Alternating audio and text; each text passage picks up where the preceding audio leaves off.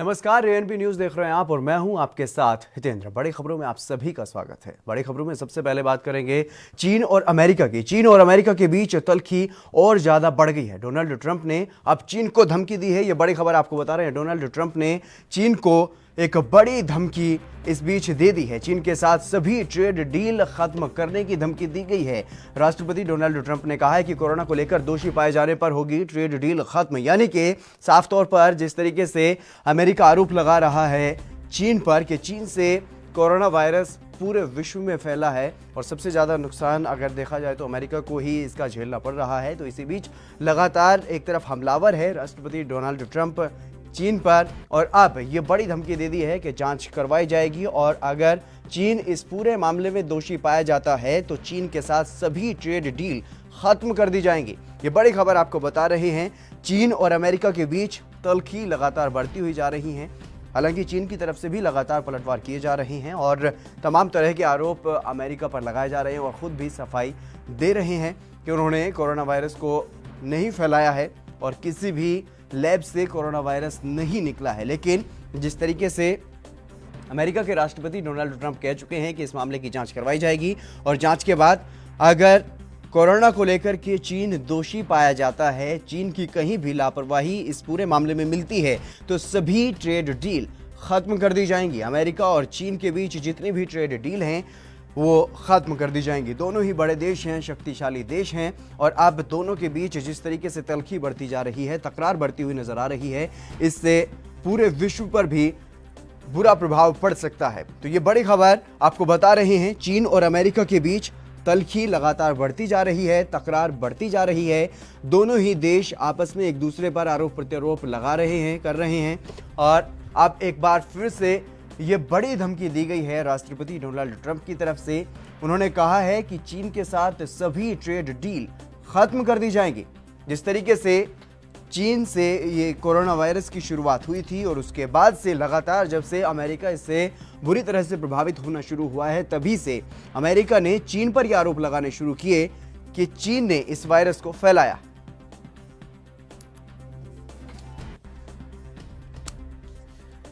प्रशांत दीक्षित हैं हमारे साथ, विदेशी मामलों के जानकार। प्रशांत दीक्षित जी, आपका स्वागत है एएनबी न्यूज पर। नमस्कार प्रशांत जी, क्या कुछ कहेंगे इस पूरे मामले पर, जिस तरीके से दो शक्तिशाली देश चीन और अमेरिका के बीच अब एक तरह से ये जो जुबानी युद्ध है वो शुरू हो चुका है। दोनों ही एक दूसरे पर आरोप प्रत्यारोप की राजनीति जो है वो कर रहे हैं और अब ये बड़ी धमकी दी गई है राष्ट्रपति डोनाल्ड ट्रंप की तरफ से कि चीन अगर दोषी पाया जाता है इस पूरे मामले में तो सभी जो ट्रेड डील हैं वो खत्म कर दी जाएंगी। बट मैं एक बात बताऊं, राष्ट्रपति ट्रंप बहक गए हैं। आज से कुछ दिनों पहले जब उनको उनके CIA ने बताया था कि ये चीन की जो गतिविधियां हैं वो बायो वॉरफेयर दिखाती हैं तो वो चुप रहे। उसके बाद जब चीन में इतने जोर से वो संक्रमण हुआ तो उन्होंने अपने देश को कोई चेतावनी नहीं दी और साथ साथ उनके देश में ही उनके गवर्नर से उनकी इसी तरह की लड़ाई चल रही है मौखिक। राष्ट्रपति ट्रंप मेरे ख्याल से बिजनेस के आगे ज्यादा सोचते नहीं हैं। अगर इन्होंने चीन के साथ ये बिजनेस का जो उनका जो आपस में हुआ है उसको रोक दिया तो चीन को कोई खास फर्क नहीं पड़ने वाला। और मुझे तो ये लगता है कि उनकी विचारधारा में कोई समझदारी नहीं है। अगर आपके पास कोई और दृष्टिकोण हो तो बताइए। जी, आपसे जानना चाहेंगे चीन और अमेरिका के बीच कितना लगभग व्यापार किया जाता है जिसकी वजह से डोनाल्ड ट्रंप ने ये धमकी दी? इस वक्त मेरे पास आंकड़े इमीडिएटली अवेलेबल नहीं है, लेकिन मेरे ख्याल से हम $200 बिलियन की बात कर रहे हैं। और लेकिन उससे ज्यादा जो अहम बात है कि कई अमेरिकन कंपनीज जो हैं उनकी ब्रांचेस चीन में खुल गई हैं और चीन ने ये कोशिश करी है कि उन कंपनियों को टेक ओवर किया जाए। आपको इस बारे में और याद दिला दूं, चीन की एक ब्रांच बैंक ने भारत में भी HDFC में 1% के शेयर खरीद लिए हैं और उसके बाद भारत सरकार ने ये पॉलिसी डिसीजन लिया है कि अब से जितना भी फॉरेन इन्वेस्टमेंट आएगा उसको बहुत नजदीक से देखा जाएगा और उस पर सबको परमिशन नहीं दी जाएगी। लेकिन अमेरिकन प्रेसिडेंसी इन बात को सोच नहीं रही है। अगर वो चीन से इंपोर्ट पर रिस्ट्रिक्शन लगा देंगे तो उनकी कंपनियों को सबसे ज्यादा नुकसान पहुंचेगा। और जो मुख्य मुद्दा है कि कोई सवाल ये पूछने को तैयार नहीं कि जब चीन में कोरोना वायरस का संक्रमण हुआ तो सिर्फ 4,000 लोग ही कैसे मरे, अमेरिका में मरने वालों की मात्रा 40,000 से ऊपर चली गई है, और ये कैसे फैल सकता है। तो ये कुछ बड़ी बड़ी इसमें विडंबनाएं हैं, कुछ बड़े बड़े चीजों का संक्रमण हुआ है जो उस पर कोई टिप्पणी नहीं करना चाहता। लेकिन ट्रंप रोज कुछ न कुछ कमेंट देते हैं, और जैसा कि मुझे पता चल रहा है अमेरिकी पॉपुलेशन में ट्रंप बेवकूफ दिखाई दे रहे हैं। मेरे बड़े मित्र, दोस्त, संबंधी वहां रहते हैं और वो मुझे रोज यही बात बताते हैं। तो अमेरिकन प्रेसिडेंट कुछ भी बोले, अमेरिकन एडमिनिस्ट्रेशन को ये क्लियर करना पड़ेगा कि उसकी विचारधारा क्या है और उसका अंतिम दृष्टिकोण क्या है। अभी तक उनके कहने से चीन पर कोई असर नहीं पड़ रहा है। बताइए प्रशांत जी, लेकिन जिस तरीके से अमेरिका में इसका संक्रमण जो है फैला है कोरोना वायरस की वजह से, वहां पर एक बहुत बड़ा संकट उत्पन्न हो गया है, तो इसको लेकर के क्या आप अमेरिकी सरकार को फेलियर साबित मान रहे हैं? यही नहीं, अगर आप देखें तो सबसे ज्यादा संक्रमण यूरोप में और अमेरिका में फैला है। और आप मेरे स्टेटमेंट पर ध्यान दीजिए, अमेरिका को स्ट्राइक हुई है, यूरोप के सारे देश जो कि वेस्टर्न ब्लॉक में थे उन पर हुई है, लेकिन जो ईस्टर्न ब्लॉक में कंट्रीज पे उन पर कोई खास असर नहीं हुआ है।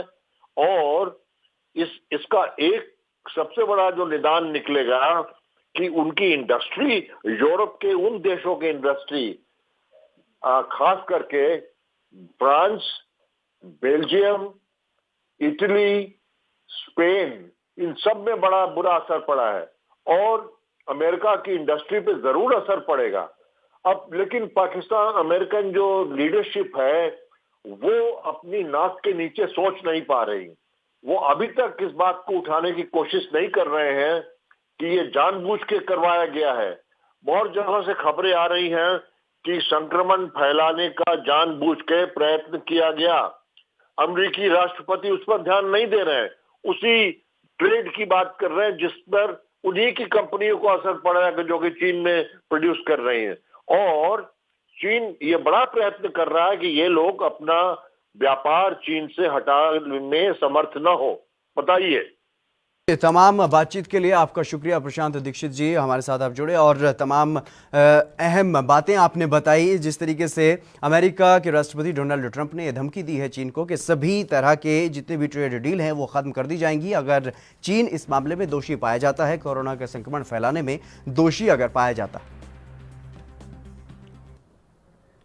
चलिए बढ़ते हैं अगली बड़ी खबर की ओर। रोजगार पर कोरोना वायरस की एक बड़ी मार पड़ी है। रोजगार पर इसकी बड़ी मार पड़ी है। अमेरिका और ऑस्ट्रेलिया में बेरोजगारी बढ़ी है, भारत में भी बेरोजगारी बढ़ी है। 8 लाख नौकरियां खत्म हो गई है, 10% पर खतरा है अमेरिका और ऑस्ट्रेलिया में। और भारत में भी बेरोजगारी की दर जो है वो लगातार बढ़ रही है। ये बड़ी खबर आपको बता रहे हैं। भारत में भी बेरोजगारी की मार पड़ी है। कोरोना वायरस का न सिर्फ कोरोना वायरस की वजह से लॉकडाउन हुआ है बल्कि पूरा व्यापार ठप हो गया है। और जो लोग गरीब हैं, जो मजदूरी करने के लिए एक जगह से दूसरी जगह जाते हैं, उन पर इसका सबसे ज़्यादा प्रभाव पड़ा है। वो अब अपने घरों में कैद रहने को मजबूर हैं और जो रोज़मर्रा की ज़िंदगी जीते थे, रोज़ कमाते थे और खाते थे, ऐसे लोग अब बेरोजगार हो चुके हैं। दीपक राय अर्थशास्त्री हमारे साथ जुड़ गए हैं। दीपक राय जी, आपका स्वागत है एनबी न्यूज़ पर। नमस्कार, धन्यवाद। दीपक राय जी, क्या कुछ कहेंगे जिस तरीके से कोरोना वायरस पूरी दुनिया में फैला है और इससे पूरे विश्व में ही एक बेरोजगारी की बाढ़ आ गई? जी है, ये लॉकडाउन देखिए कोई बिजनेस एक्टिविटीज नहीं हो रही है तो उसकी वजह से तो इसका इफेक्ट पड़ेगा ही। जितने देखिए सबसे अधिक कॉन्ट्रीब्यूशन सर्विस सेक्टर का होता था तो आज वो पूरा बंद पड़ा हुआ है। तो जितने जो लोग इसमें एम्प्लॉयड थे तो वो आज घर बैठे हुए हैं, तो उसकी वजह से बेरोजगारी बढ़ेगी। आप देखिए जैसे अमेरिका में हुआ, अमेरिका में कम से कम अभी जो फिगर आ रही है 22 मिलियन की बेरोजगारी हुई है जैसे लॉकडाउन की वजह से। ऐसे यूके में भी 6.5 मिलियन की करीब बेरोजगारी है। तो वर्ल्ड ओवर फेनोमेनन है और इसको सभी मतलब जितनी कंट्रीज सबको मिलकर लड़ना पड़ेगा। और इंडिया के लिए देखिए, इंडिया के लिए तो बहुत बड़ा धक्का लगा है, क्योंकि बहुत बड़ी पॉपुलेशन, बहुत बड़ा वो है वर्क फोर्स है। तो इसकी वजह से इंडिया में सबसे बड़ा हुआ है कि 23% जो है अनएम्प्लॉयमेंट आज की डेट में हो गया है, जो कि 6.1% था 2019 मार्च में। तो उसमें बहुत अलग होगा कि 45 साल में वो सबसे अधिक, सबसे लोएस्ट सोर्स पे था। तो आज उसका इम्पैक्ट देखिए तो आज 23% है। तो इंडिया बहुत पूरी तरह से हिट होगा, लेकिन आगे आने वाले समय में जैसे जैसे चीजें इम्प्रूव होंगी, उसमें यह कि मतलब इंडिया को संभलने में बहुत कम समय लगेगा, क्योंकि यहाँ बहुत बड़ा वर्क फोर्स है, तो उसका फायदा मिलेगा। और सबसे बड़ा इम्पैक्ट ये कि चाइना, एंटी चाइना जो पूरे वर्ल्ड की कंट्रीज हो रही हैं, तो ये कि जितनी कंपनियां इंडिया में आएंगी और जब वो शुरू करेंगी तो इसकी डिमांड आएगी, तो अनएम्प्लॉयमेंट जो रेट है वो बहुत कम होगा, लोगों को बहुत अधिक एम्प्लॉयमेंट मिलेगा, बिजनेस एक्टिविटी अच्छी होगी और अर्थव्यवस्था की रफ्तार अच्छी है। दीपक जी, जो लोग दूर अपने प्रदेश को छोड़ करके जो दूसरे प्रदेश में या बड़े शहरों में जाते हैं गांवों से छोड़ करके, अब वो लोग कई कई सौ किलोमीटर से अपने घर पर वापस पहुंचे हैं, लेकिन अब वापस जब वो उसी स्थान पर पहुंचेंगे, उन्हीं कंपनीज में पहुंचेंगे, तो क्या वहां पर उन्हें रोजगार मिलना मुमकिन हो पाएगा? नहीं, ये है, ये वो देखिए, अगर वो जाएंगे वापस तो कंपनियों का काम तो शुरू होना ही है, लेकिन उनको लेबर कहाँ से मिलेगी? अगर उस लेबर को नहीं लेंगे तो फिर से दूसरों को सिखाने में टाइम लगता है, वो करने में टाइम लगता है, तो लेबर की जरूरत तो पड़ेगी। अगर वापस जाएंगे तब उनको बहुत ही अधिक फायदा है। और अगर इस हिसाब से अगर आप देखिए कि विलेज इकोनॉमी को बढ़ाने पे बात चलती है, तो हम उसी वर्क फोर्स को यूज कर सकते हैं और विलेज इकोनॉमी बहुत तेजी से बढ़ सकती है। आप ये देखिए, आगे आने वाले समय में ये नहीं कि बेरोजगारी रहेंगे, आगे अपॉर्चुनिटी बहुत है, नई नई इंडस्ट्रीज आएंगी, नई नई सर्विसेज आएंगी, जिससे वर्क फोर्स की डिमांड और बढ़ेगी। तो इससे कि अनएम्प्लॉयमेंट का जो बहुत बड़ा इशू है वो सॉल्व होने में बहुत मदद मिलेगी। लोग वापस अपने गांव में पहुंच चुके हैं दीपक जी, उनके लिए बड़ी समस्या है, वो वापस कैसे पहुंचेंगे? उनके पास पैसे नहीं है, खत्म हो चुके हैं, वो अपने घर तक मुश्किल से पहुंच पा रहे हैं, लेकिन वो वहां से अब कैसे निकलेंगे बाहर दूसरे शहरों में जाने के लिए? नहीं देखिए, आज देखिए, आज की सबसे बड़ी समस्या है कि हम अपने जीवन को सुरक्षित रखें। अगर जीवन सुरक्षित रहेगा तभी हमें नौकरी मिलेगी। जब अगर जीवन ही सुरक्षित नहीं तो फिर नौकरी का तो सवाल ही नहीं है। तो आज ये कि 2-3 महीने तो हमें सर्वाइव करना पड़ेगा किसी न किसी तरह के रोटी दाल चावल के साथ। आगे आने वाले समय में चीजें अच्छी होंगी, डेफिनेटली अच्छी होंगी, जब तक ये धीरे धीरे कोरोना का वो कम होगा। जैसे जैसे बिजनेस एक्टिविटीज बढ़ेगी, गवर्नमेंट भी स्टेप ले रही है। आज ये कि 41 डिस्ट्रिक्ट जो हमारे कोरोना फ्री है, तो वहाँ पे धीरे धीरे एक्टिविटीज बढ़ेगी, तो वहाँ भी लोगों को रोजगार मिलेगा। लेकिन आप ये कहिए कि ओवरनाइट चीजें चेंज हो जाए तो वो होने वाली नहीं, कम से कम 2-3 महीने तो लगने ही लगने वाले हैं। तो फॉर द टाइम बिंग यही कि अभी अपने आई कि जीवन को बचाएंगे और फिर आगे जो है वो फिर हम रोजगार के बारे में सोचेंगे। कोरोना का संक्रमण अभी भी फैल रहा है, लेकिन इसी बीच अगर बात की जाए सरकार की, तो सरकार की तरफ से क्या कुछ किया जाना चाहिए? जो इकोनॉमिक पैकेज दिया है गवर्नमेंट ने, बहुत टाइम दिया है, वो अच्छी चीजें हैं। आज ये कि हमें जीवन को, पहले ये कि जीवन को बचाया जाए। आज सबसे बड़ी चीज कोरोना के जो कहर है, लोगों को उससे बचाया जाए।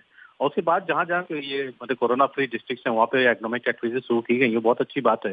जो जरूरी चीजें हैं, एसेंशियल चीजें हैं, उनको बढ़ाया जाए, जिससे जिससे थोड़ी थोड़ी जो है बिजनेस एक्टिविटीज जो है बढ़ेगी, फिर इकोनॉमी को भी धीरे धीरे रास्ता मिलता रहेगा, आगे बढ़ती रहेगी। क्योंकि आज देखिए, सबसे बड़ा इंडिया को फायदा है कि आज इंडिया के पास बहुत बड़ा वर्क फोर्स है। और जो कोरोना पोस्ट कोरोना जो इकोनॉमिक सिनेरियो बनेगा, जिसमें चाइना का बहुत बड़ा जो है लॉस होने वाला है। अभी जैसे आज ट्रम्प ने बोला है कि अगर ये प्रूव हो जाता है कि चाइना ने किया है, तो हम जितनी बिजनेस डील से खत्म कर देंगे। तो वो चीज, जितनी प्रोजेक्ट है वो इंडिया में आएंगे। फिर आपको ये देखिए, जापान ने बोल दिया वाइंड अप करने को, साउथ कोरिया ने बोल दिया वाइंड अप करने को। तो इंडिया जो है आज एक तरह से आने वाले समय में इंडस्ट्रियल हब बनेगा और उसका फायदा यहाँ के वर्क फोर्स को मिलेगा। और सेकंड थिंग, आज जो ट्रम्प ने बोला है कि H1 वीजा जो है वो 1 साल के लिए मॉरिटोरियम है, मतलब वो खत्म कर रहे हैं।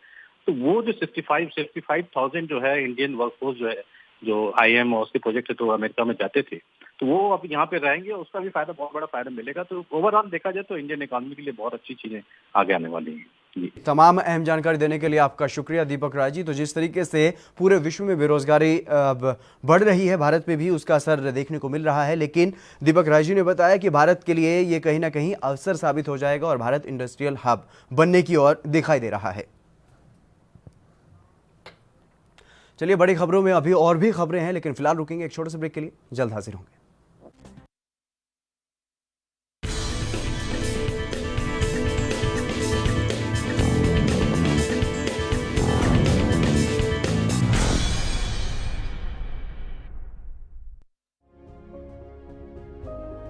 साथियों, कोरोना वैश्विक महामारी से बनी स्थितियों के बीच केंद्र और देश भर की राज्य सरकारें तेजी से काम कर रही हैं। नमस्कार, मेरा नाम प्रियंका है। लॉकडाउन शुरू होते से मैंने देखा कि लोग थोड़ी टेंशन में हैं और वो घर का राशन जरूरत से ज्यादा ही अपने घरों में इकट्ठा कर रहे हैं, पर मैंने ऐसा कुछ नहीं किया। यूपी में सब कुछ उपलब्ध है। कि उत्तर प्रदेश की 23 करोड़ जनता के उत्तम स्वास्थ्य और सुरक्षित भविष्य के लिए हम सभी आदरणीय प्रधानमंत्री जी के मार्गदर्शन में लॉकडाउन की इस कार्रवाई को सफलतापूर्वक आगे बढ़ाने और शासन के द्वारा कोरोना के प्रसार को रोकने के लिए मेरी शुभकामनाएं। धन्यवाद। कोरोना हारेगा, भारत जीतेगा।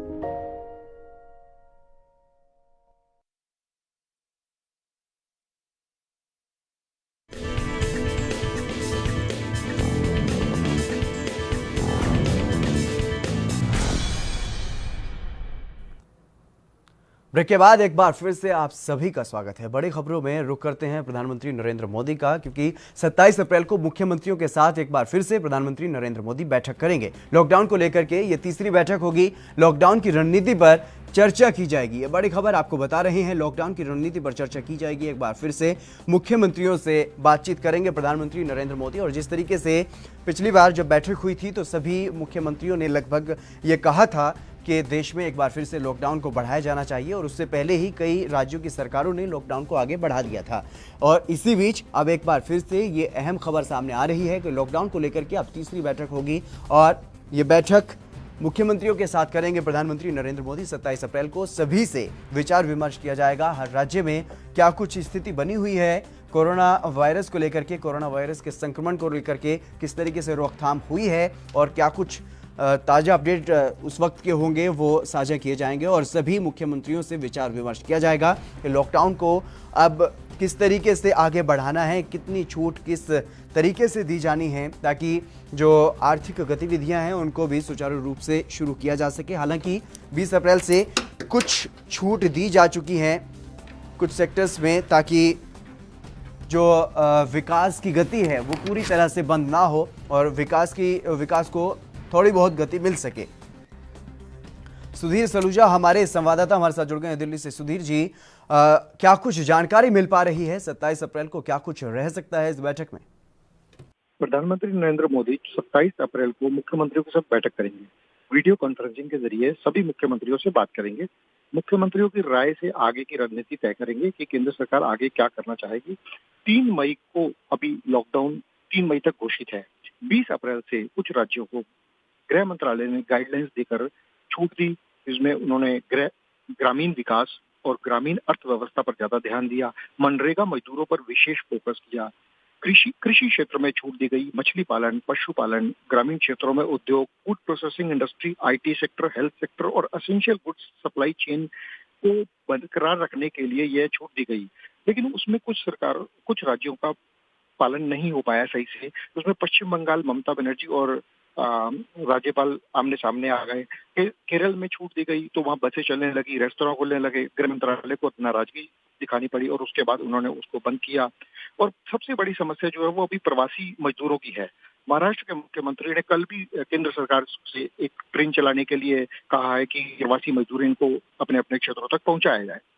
इसके अलावा केंद्र सरकार उस पर धीरे धीरे लॉकडाउन को कैसे खत्म करे, इससे कैसे बाहर आना है।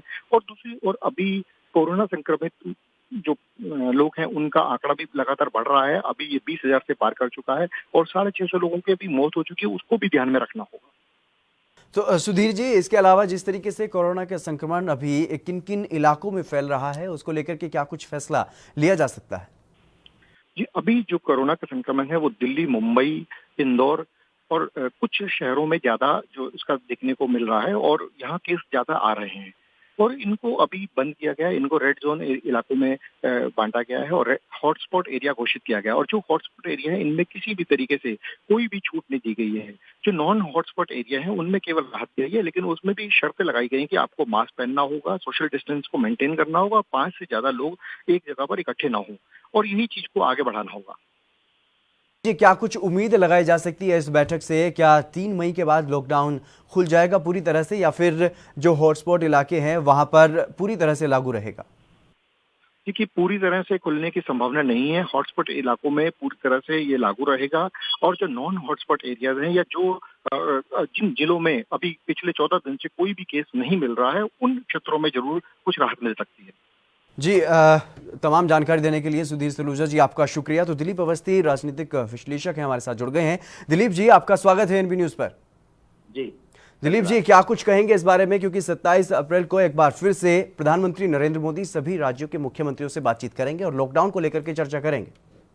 जी, क्या कुछ समझते हैं? जी, चर्चा तो मुझे लगता है इसी के आसपास होगी कि लॉकडाउन को ईज आउट थोड़ा किया जाए जी, और जिससे जो रोज की जो दिक्कतें हो रही हैं लोगों को जी, उनसे थोड़ी थोड़ी निजात मिल सके। खासतौर से उन इलाकों में जो ग्रीन इलाके हैं, जहां पर केसेस रिपोर्ट नहीं हो रहे हैं, जहां पर इस तरह का कोई खतरा नहीं बना हुआ है, तो वहां थोड़े से रिलैक्सेशन दिए जाए और एक फेज्ड मैनर में लॉकडाउन को खोला जाए।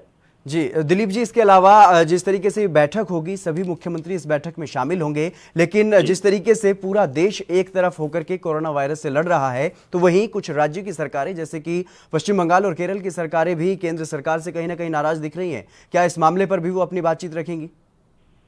नहीं, जाहिर सी बात है कि देखिए, जहां पर सरकारें माफिक नहीं हैं, वो थोड़ी अपनी पॉस्चरिंग करेंगी, वो नाराजगी भी दिखाएंगी। रहा सवाल मोदी जी के हैंडल करने का, मोदी जी अभी तक सबको साथ लेके चलने का वादा करते रहे हैं और ये मुद्दा ऐसा है कि आपको कोरोना के खिलाफ लड़ाई लड़नी है तो लॉकडाउन और इस तरह के जो स्टेप्स केंद्र सरकार द्वारा सुझाए गए हैं, उनके अलावा कोई चारा भी तो नहीं है। जी दिलीप जी, जिस तरीके से ये बैठक होनी है, तो इसमें महाराष्ट्र में जिस तरीके से पिछली बार देखा गया था कुछ दिन पहले, महाराष्ट्र में, गुजरात में जो प्रवासी मजदूर वहां पर रह रहे हैं, वो एकदम से भीड़ जो है वो सामने आई निकल करके अपने घरों को जाने के लिए। तो इसी को लेकर के महाराष्ट्र के मुख्यमंत्री लगातार ये अपील करते रहे केंद्र सरकार से कि एक विशेष रेल चलाने के लिए कुछ सुविधाएं दी जाए ताकि इन प्रवासी मजदूरों को अपने अपने घरों तक भेजा जा सके। क्या इस चीज की मांग भी की जाएगी? देखिए, मांगे तो बहुत सारी होंगी। ट्रांसपोर्ट का जहां तक सवाल है, रेल और एयर ट्रैफिक दोनों को शुरू करने की बात होगी, लेकिन फिर वही बात है कि कोरोना के रहते हर जगह से इस तरह के रिस्क को नहीं लिया जा सकता। वो भी अगर ये करेंगे तो मेरे ख्याल में कुछ इलाकों में ऐसा शायद संभव हो पाए, क्योंकि ये सब चाहे वो ट्रेन हो चाहे हवाई जहाज हो, ये सब तो कोरोना के फैलाने के बड़े आइडियल एक तरह से सामान होंगे। जी दिलीप अवस्थी जी, आपका बहुत बहुत शुक्रिया तमाम अहम बातचीत करने के लिए हमारे साथ। तो लॉकडाउन को लेकर के ये तीसरी बैठक होगी। प्रधानमंत्री नरेंद्र मोदी इस बैठक की अध्यक्षता करेंगे और सभी देश के मुख्यमंत्रियों से बातचीत करेंगे।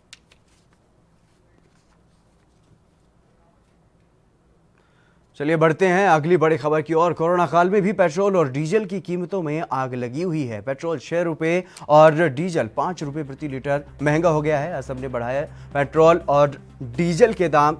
कच्चे तेल की कीमतों में गिरावट के बावजूद भी लोगों को बड़ा झटका लगा। एक तरफ जहां कच्चे तेल की कीमतों में गिरावट की खबरें सामने आ रही हैं, तो वहीं भारत में अब लगातार ये खबरें देखने को मिल रही है कि पेट्रोल और डीजल की कीमतों में अभी भी उछाल आ रहा है। पेट्रोल 6 रुपये और डीजल 5 रुपये प्रति लीटर महंगा हो गया है। असम ने पेट्रोल और डीजल के दामों में ये बढ़ोतरी की है। अंतर्राष्ट्रीय बाजार में कच्चे तेल की कीमतों में भारी गिरावट आई है, लेकिन इसके बावजूद भी कोरोना काल में पेट्रोल और डीजल की कीमतों में इजाफा किया जा रहा है। भारत में पेट्रोल 6 रुपये और डीजल 5 रुपये प्रति लीटर महंगा हो गया है। असम ने पेट्रोल और डीजल के दाम में बढ़ोतरी की है। ये बड़ी खबर आपको बता रहे हैं। अंतर्राष्ट्रीय बाजार में हालांकि कच्चे तेल की कीमतों में गिरावट आई है, लेकिन इसके बावजूद भी लगातार पेट्रोल और डीजल की कीमत जो है वो बढ़ती हुई दिखाई दे रही है। पेट्रोल 6 रुपये और डीजल 5 रुपये प्रति लीटर महंगा किया गया है। असम सरकार ने तेल की कीमतें बढ़ाई हैं, पेट्रोल और डीजल के दामों में बढ़ोतरी की है। कोरोना काल में भी पेट्रोल और डीजल की कीमतों में आग लगी हुई है। इतना उछाल आ रहा है, एकदम से पेट्रोल 6 रुपये और डीजल 5 रुपये प्रति लीटर महंगा किया गया है। असम सरकार ने ये पेट्रोल और डीजल के दाम में इजाफा किया है। और आपको बता दें कि जो कच्चे तेल की कीमतें हैं उनमें लगातार गिरावट आ रही है, लेकिन बावजूद इसके पेट्रोल 6 रुपये महंगा और 5 रुपये डीजल महंगा किया गया है।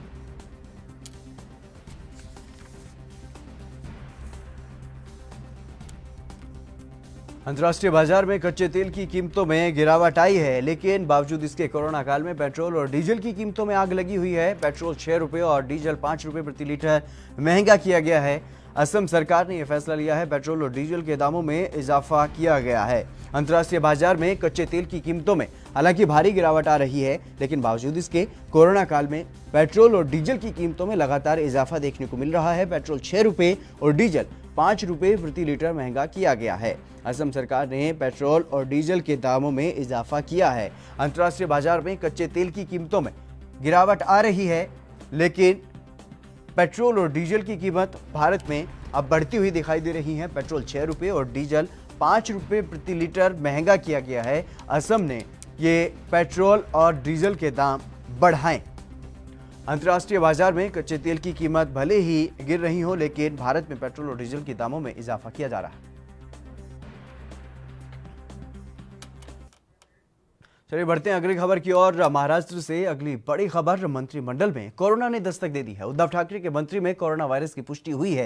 यह बड़ी खबर, उद्धव ठाकरे के मंत्री में कोरोना वायरस की पुष्टि हुई है। सोमवार को कैबिनेट बैठक में शामिल भी हुए थे मंत्री, और मंत्री को फोर्टिस अस्पताल में फिलहाल भर्ती करवाया गया है, जहां पर उनका इलाज चल रहा है। तो महाराष्ट्र से ये बड़ी खबर, मंत्रिमंडल में एक कोरोना वायरस से पॉजिटिव पाए गए हैं मंत्री, जो कि अभी मंत्रिमंडल की बैठक में भी शामिल हुए थे। कैबिनेट की बैठक में सोमवार को शामिल हुए थे मंत्री, और अब उनमें कोरोना वायरस की पुष्टि हुई है। फिलहाल मंत्री को फोर्टिस अस्पताल में भर्ती करवाया गया है। ये बड़ी खबर आपको बता रहे हैं।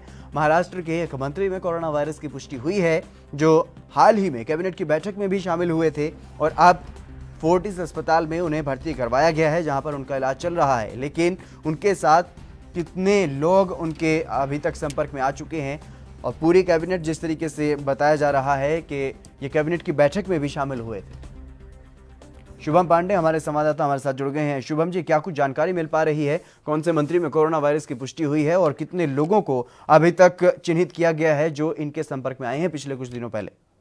बिल्कुल, आपको बता दें कि महाराष्ट्र के कैबिनेट मंत्री जितेंद्र आवाड़ जो मौजूदा समय में महाराष्ट्र के हाउसिंग मिनिस्टर यानी कि गृह निर्माण मंत्रालय के मंत्री हैं, और एनसीपी के प्रमुख लीडर माने जाते हैं, और मुमरा से विधायक भी हैं। मौजूदा समय में उनके अंदर कोरोना पॉजिटिव पाया गया। हालांकि कुछ दिन पहले ही उनके बॉडीगार्ड के अंदर कोरोना पॉजिटिव पाया गया, तब भी उन्होंने जांच कराया था, तब नेगेटिव आया था। लेकिन जिस तरीके से कल वो बैठक में कल उनकी थोड़ी तबीयत खराब हुई, जिसके बाद उन्हें मुंबई के फोर्टिस अस्पताल में ले जाया गया, जहां पर उनका टेस्ट किया गया, जहां पर उनके अंदर कोरोना पॉजिटिव पाया गया। और लेकिन सबसे खास बात इसमें चिंता की बात यह है कि सोमवार को हुई राज्य की मंत्रिमंडल की बैठक में, जहां मुख्यमंत्री उद्धव ठाकरे, उप मुख्यमंत्री अजित पवार मौजूद थे, वहां पर वो भी उस मंत्रिमंडल में शामिल थे। जिसके बाद जिस वक्त से उनके अंदर कोरोना पॉजिटिव पाया, उसके बाद उनके पूरे मंत्रालय को, उनके पूरे जो पूरी टीम है, उन सभी को क्वारंटाइन किया गया है, और पूरे मंत्रालयों में सैनिटाइजर का छिड़काव किया गया। और हालांकि अभी तक महाराष्ट्र के मुख्यमंत्री उद्धव ठाकरे ने अपना खुद का जांच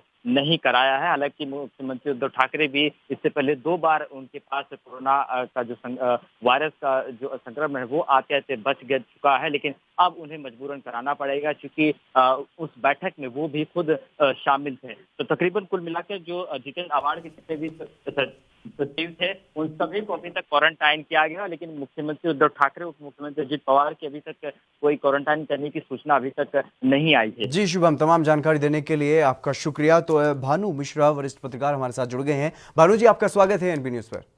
धन्यवाद सर, नमस्कार।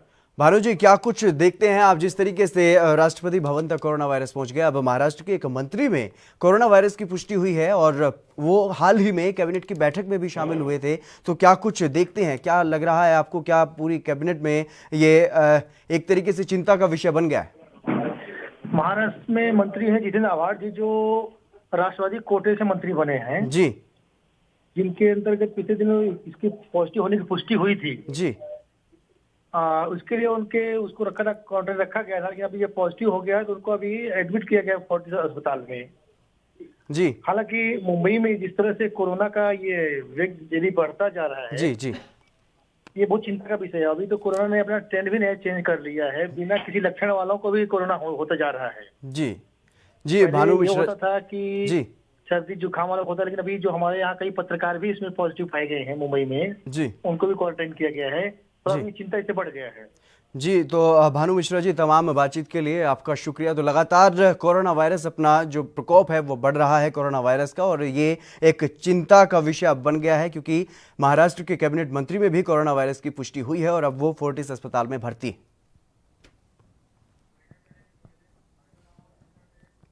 चलिए, फिलहाल बड़ी खबरों में बस इतना ही। आप बने रहिए ANB न्यूज के साथ।